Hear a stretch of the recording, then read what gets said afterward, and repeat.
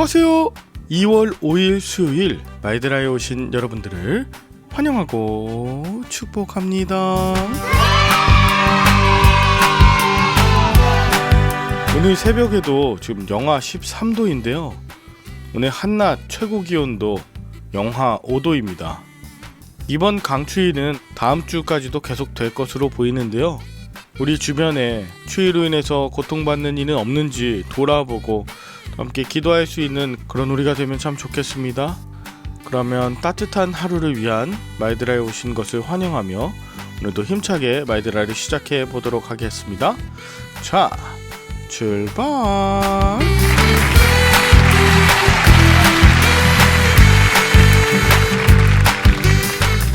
오늘은 잠언 6장 함께 말씀 묵상하게 됩니다.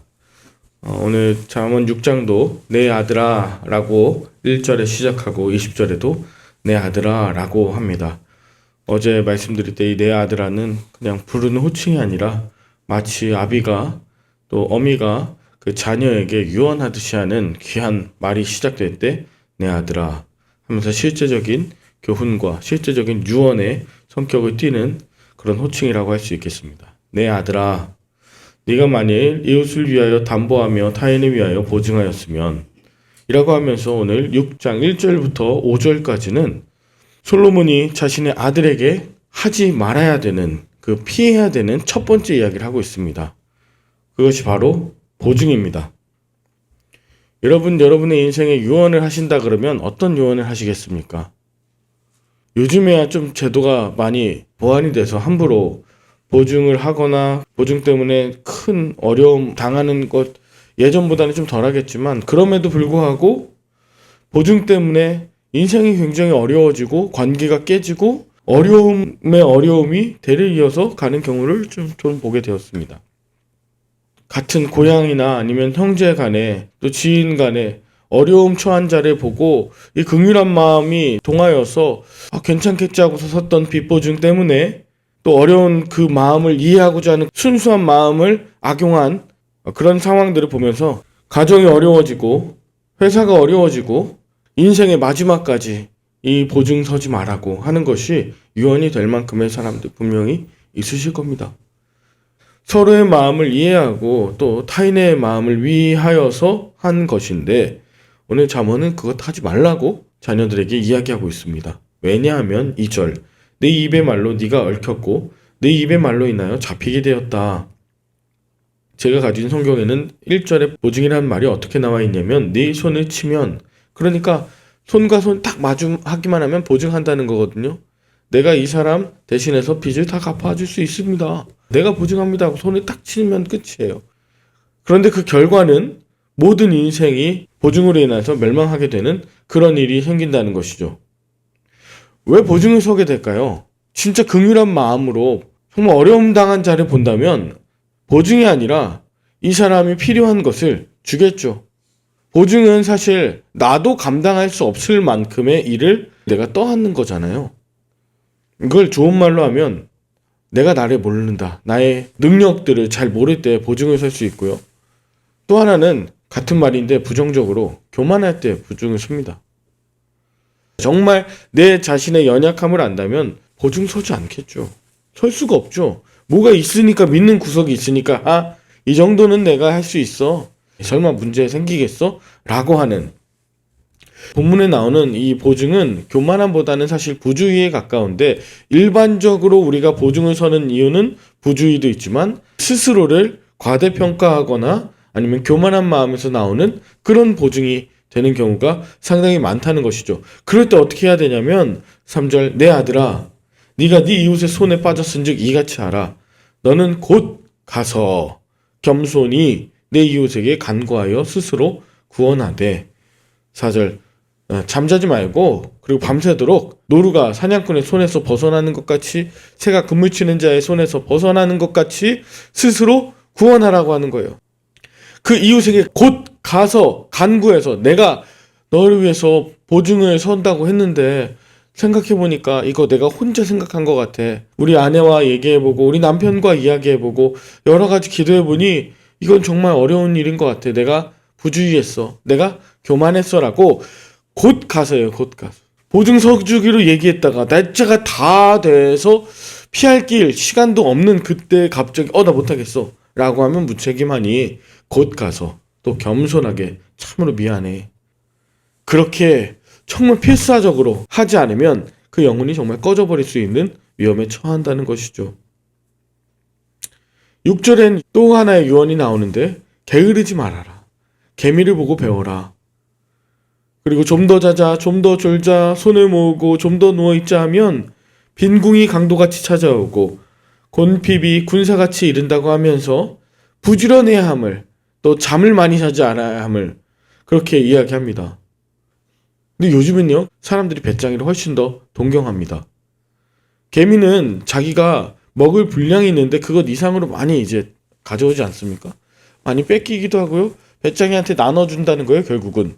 그러니까 봄, 여름, 가을 열심히 놀고 자기 인생을 위해서 노래하면서 인생의 낭만을 즐기다가 개미껍 먹으면 되지 않아? 라고 생각하는 배짱이들이 많습니다. 1년 내내 일하면서 겨울까지 모았다가 나눠주는 그런 개미의 모습을 악용하는 시대. 개미가 어떤 삶을 사는지 그것을 보면서 야, 너는 네 인생도 없냐? 그렇게 종일 일만 하다가 평생 남 좋은 일만 하다가 그러다 죽을 거야? 라고 하면서 개미의 어떤 성실함을 굉장히 평가절하하는 시대죠. 그런데 여러분, 부지런함과 성실함 앞에서 그것을 이길 수 있는 자는 아무것도 없습니다. 아무리 배짱이처럼 아름다운 노래를 하고 정말 아름다운 시간을 갖는 것 같아도 겨울이 오면 어떡하지? 그 마음에는 불안함이 있지 않겠습니까? 신앙생활도 마찬가지인 것 같습니다. 누가 누구를 보증할 수 없고요.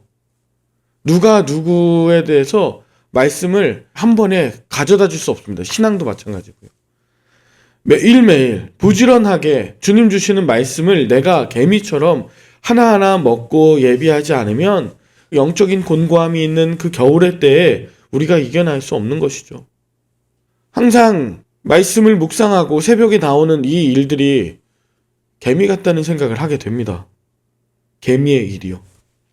건강이 있는 때에 부지런히 양식을 모으고 그렇지 못할 때 그때 받았던 은혜와 그때 받았던 말씀을 하나하나 기억하면서 그 어려움의 때를 이겨나는 것. 저는 그래서 개미 같았던 분들은 오히려 코로나 시기 때에 가정 예배를 통해서 온라인 예배를 통해서 각자 주신 말씀을 묵상하고 신앙의 견고함을 성숙시킬 수 있는 때였다고 저는 믿어요. 그런데 배짱이 같았던 분들은 그렇지 못해 다 떠났습니다. 배짱이 신앙은 결코 개미와 같은 그런 삶과 그런 신앙을 이겨나갈 수 없습니다.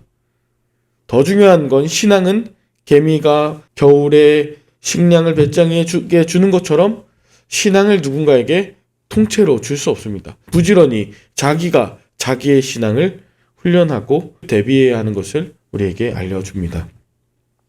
12절부터 불량하고 악한 자는 구부러진 말, 13절 눈짓, 발로 뜻을 보이며 손가락질하고 그의 마음에 패역을 품고 항상 악을 꾀하여 다툼을 일으키는 자라고 했는데 이거 여호와께서 다 미워하신다는 거예요. 앞에서 말한 것처럼 17절 하나님이 싫어하시는 것이 교만한 눈, 거짓된 혀, 무죄한 자의 피를 흘리는 손, 악한 괴교를 꾀하는 마음과 빨리 악으로 달려가는 발과 거짓을 말하는 망령된 증인 형제 사이를 이간하는 이 모든 것 하나님께서 정말 싫어하신다. 그러니 너의 눈과 혀와 손과 마음과 발과 모든 증언하는 것들이 하나님이 기뻐하시는 하나님께서 정말 귀하게 여기시는 그런 인생 전체 몸이 되었으면 좋겠어 라고 유언하는 것이죠. 이 뒤에도 마찬가지입니다. 내 아들아 아비의 명령을 지키며 20절부터 나오는 거 특별히 그 가정을 지키라. 남의 아내와 통간하지 말고 그리고 정말 그런 일들을 했을 때에 상함과 능욕을 받고 부끄러움을 감당할 수 없을 정도고 정말 큰일 난다 라고 하면서 다른 여인과 더불어서 동침하거나 마음을 빼앗기거나 악한 여인에게 이방 여인의 호리는 말에 빠지지 않게 그것을 조심하라고 오늘 다시 한번 당부하고 있습니다. 저는 오늘 1절부터 19절까지 말씀을 보면서 참 많은 생각이 들었습니다. 여러분의 부모님에게 유언을 들으신 적이 있으십니까? 또 여러분은 여러분의 자녀들에게 유언해 보신 적이 있으십니까? 아마 여러 가지 유언들을 하실 수 있겠지만 인생에 정말 이것만큼 피했으면 좋겠어 하는 것이 있다면 꼭 기억해 두시고 기록해 두시고 그리고 전해 주십시오. 이것만큼은 꼭 피하고 이것만큼은 꼭 지켰으면 좋겠어 하는 것 있으면 미리 전해 주십시오. 저는 유언을 받았습니다. 이거 이제 새벽 이후에 가서 말들하고 편집해서 올릴 텐데 아버지 들으시거든요. 저에게 하셨던 유일한 유언, 이것은 변하지 않습니다. 보증 서지 말아라. 저에게는 이게 실제적인 유언입니다. 또한 하나님 말씀 꼭 듣고 지키며 그 말씀 가운데 떠나지 않게 부지런해라. 오늘 저는 아버지가 제게 하시는 그 유언 같아요. 새벽마다 깨우시고 정말 좀 더 자자, 좀 더 졸자, 손을 모으고 좀 더 누워있자 하는 건 안 된다. 그리고 마지막 하나가 건강관리, 특별히 음식에 있어서 탐하지 말아라는데 그것을 지금 잘 못 지키고 있는, 그래서 유언이니까 돌아가시기 전까지는 제가 잘 지켜보려고 합니다. 여러분에게 어떤 것이 유언입니까? 여러분의 삶을 하나님께서 어떻게 인도하시길 기도하십니까? 여러분의 자녀를 어떻게 하나님께서 인도해 주시길 원하십니까? 좀 생각해 봤으면 좋겠습니다. 그러면서 한 가지 우리가 놓치지 말아야 되는 것은, 우리가 아무리 우리의 생각으로 보증 서지 말아야지, 누가 망하려고 보증을 섭니까? 귀한 마음으로 섰잖아요.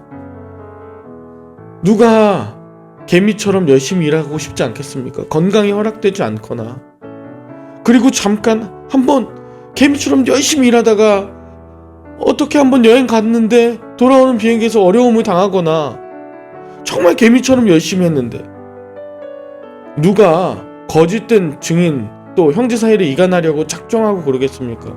상황이 그렇게 되는 것인데. 근데 그렇게 살아야겠다는 마음, 이것을 정직하게 살아야겠다는 마음을 가져주시고, 정말 이렇게 하지 말라고 하면서 이렇게 하신 분이 계십니다. 예수님이요. 보증 서지 말라고 했는데 우리를 위해서 자신을 다 내어주시고 보증을 서셨습니다.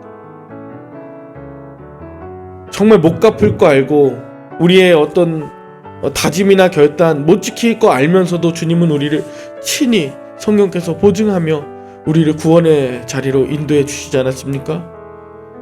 우리는 졸고 그리고 늘 깨어서 기도하지 못하는 그런 존재이고, 잠시도 깨어있을 수 없느냐, 마음은 원이로되 마음이 약한, 그 몸이 약한 그런 존재인데 주님은 기도해주고 계시잖아요. 우리가 개미가 될 수 없어요, 때로.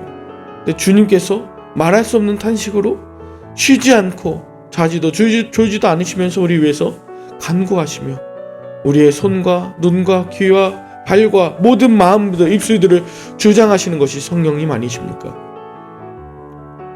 우리가 잘 지켜가는데 더 중요한 것은 주님께서 우리 안에 내주하시며 주님께서 우리를 인도해 주시는 것일 것입니다. 이 마음들 담아서 우리가 오늘 기도하며 유언하는 마음으로 주님 앞에 간구하다가 귀가하시는 그런 새벽 되시길 간절히 축복합니다. 함께 기도하겠습니다. 하나님 아버지, 인생을 살면서 다양하게 실수합니다. 의도치 않게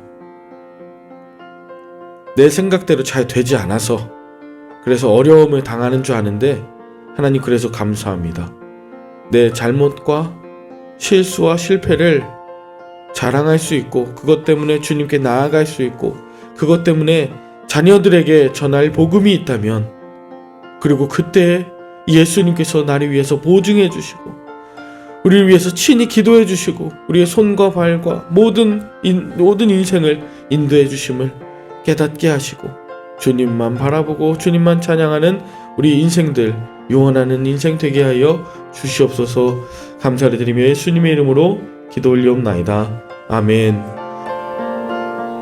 오늘도 좋은 하루 되시길 바라며 저는 내일 다시 찾아뵙도록 하겠습니다. 샬롬.